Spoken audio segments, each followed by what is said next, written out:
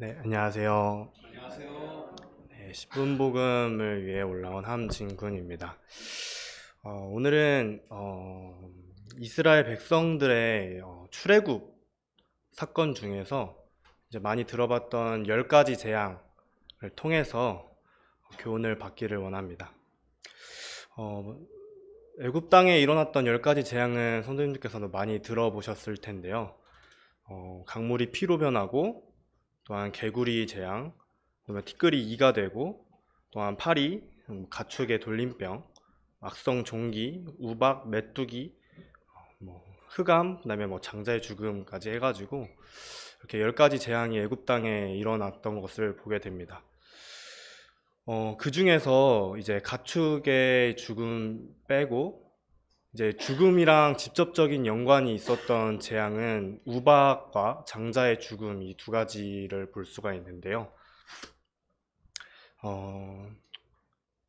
그 전에 하나님께서 왜 애굽 땅에 이러한 10가지 재앙을 이렇게 내리셨나 이렇게 생각을 해보게 되면은 그때 당시에 애굽 땅에 만연해 있었던 그러한 우상 신들을 하나하나씩 하나님께서 너희가 믿고 있는 이 신은 거짓된 신이고 우상이다. 내가 진정한 하나님이다 라는 것을 보여주는 그러한 재앙들이었습니다. 아까 말했다시피 그 두 가지 우박과 장자의 죽음은 애굽 사람들에게 직접적으로 죽음에 이르게 되는 그러한 재앙 중에 그런 재앙이었는데요. 한번 살펴보기를 원합니다. 먼저 우박 먼저 살펴보도록 하겠습니다. 출애굽기 9장 18절에서 21절 말씀입니다. 출애굽기 9장 18절에서 21절 말씀입니다.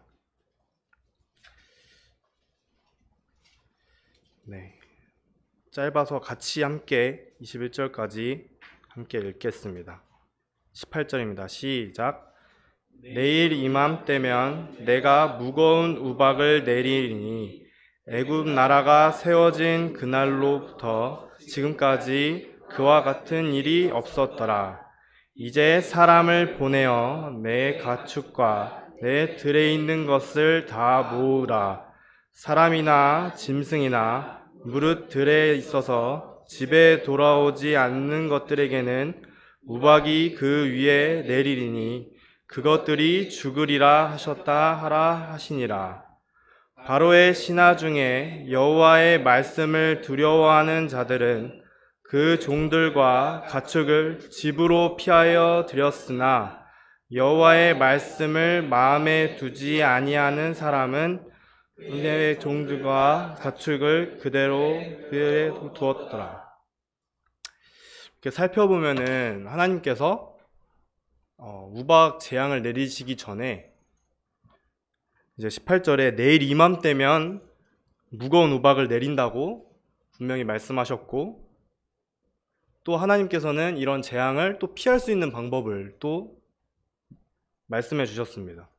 짐승이나 들에 있어서 집에 들어오지 않는 것들은 이제 그 위에 내려서 죽기 때문에 가축을 다 모으라고, 모으면은 살 것이라고 이렇게 말씀하고 계십니다. 결과적으로 바로의 신하 중에서 이 하나님의 말씀을 믿었고 이 하나님의 말씀을 두려워했던 사람들은 가축과 그 종들을 집으로 피하여 들여서 결국 죽지 않을 수 있었고, 그렇지 않고 말씀을 마음에 두지 않냐고 하나님의 말씀을 믿지 않고 두려워하지 않았던 자들은 그대로 종과 가축을 밖에 들에 계속 놔뒀기 때문에 죽음을 당할 수밖에 없었습니다. 또 다음으로 넘어가서 장자의 죽음에 대해서도 한번 살펴보도록 하겠습니다. 출애굽기 12장 12절에서 13절 말씀입니다. 출애굽기 12장 12절에서 13절 말씀입니다. 같이 함께 읽겠습니다. 시작.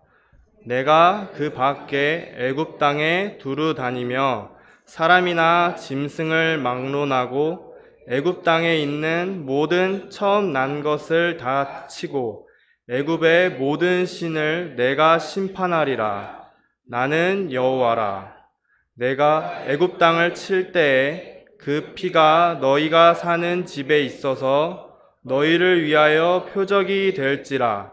내가 피를 볼 때 너희를 넘어가리니 재앙이 너희에게 내려 멸하지 아니하리라. 이렇게 보면은 11장에 하나님께서는 이제 장자의 죽음에 대해서 미리 말씀하셨고, 아론과 모세를 통해서 바로 왕에게까지 이렇게 경고를 했었는데 바로 왕이 또 그것을 듣지 않았죠.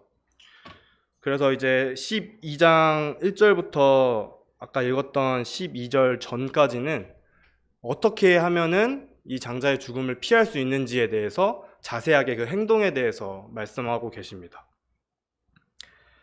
그래서 결국은 하나님께서 피를 볼 때 이것이 표적이 되어서 피를 볼 때 넘어가겠다고 말씀하셨는데, 이때 이 피가 어떤 피냐면은 어린 양을 잡아서, 흠이 없는 그 어린 양을 잡아서 그 피를 문설주와 임방에 바르면은 하나님께서 그 피를 볼 때 넘어가겠다고 그렇게 말씀하고 계십니다.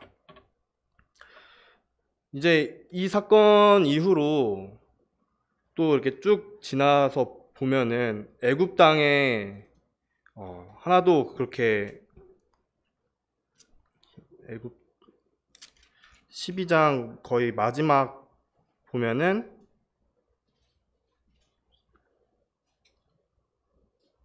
죄송합니다. 애굽 땅의 모든 사람들이 이 재앙을 당해가지고 장자의 죽음을, 처음 난 것의 죽음을 당하게 되는 이런 사건들이 있습니다. 어떻게 이제 이스라엘 백성들은 이 하나님의 말씀을 믿었기 때문에 문설주와 임방에 피를 발라서 이 재앙을 넘어갈 수 있었지만, 애굽 사람들은 하나님의 말씀을 믿지 않아서 이대로 하나님의 말씀을 행하지 않았기 때문에 죽음을 당할 수밖에 없었습니다. 앞선 우박 재앙과 이런 장자의 죽음, 처음 난 것의 이런 죽음의 재앙 둘 다 하나님의 말씀을 믿지 않고, 하나님의 말씀을 두려워하지 않고, 하나님의 말씀대로 행하지 않았기 때문에 죽음을 당하고 죽음을 경험할 수밖에 없었습니다.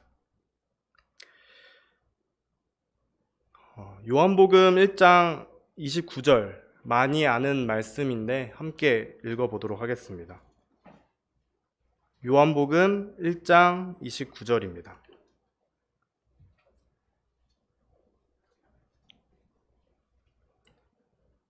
함께 읽겠습니다. 시작.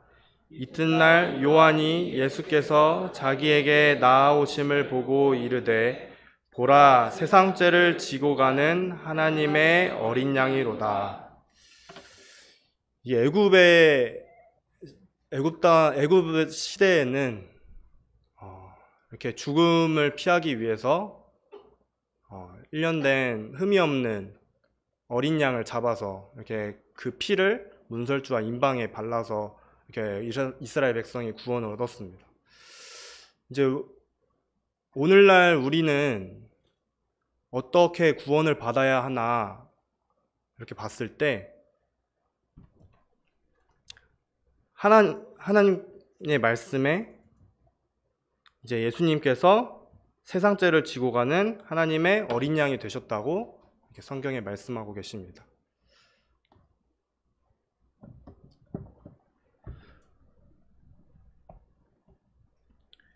애굽 땅에 만연해 있었던 이런 우상 숭배의 이런 죄들, 이러한 10가지 재앙을 통해서 하나님께서 애굽 땅을 심판하실 때 그 죄에서 구원했던 것이 어린 양을 문설주와 임방에 발라서 이스라엘 백성들이 살았던 것처럼, 오늘날에 우리는 정말 하나님을 알지 못하고 하나님같이 되려고 했던 이런 죄에서 결국 하나님께서 심판하셨다고 말씀하셨던 죄인은 결국 지옥에 갈 수밖에 없는 이런 죄가 있는 사람을 구원하시기 위해서 정말 어린 양 대신 예수 그리스도가 십자가에 달리셔서 피를 흘리심으로 우리는 구원을 받을 수 있는 것입니다.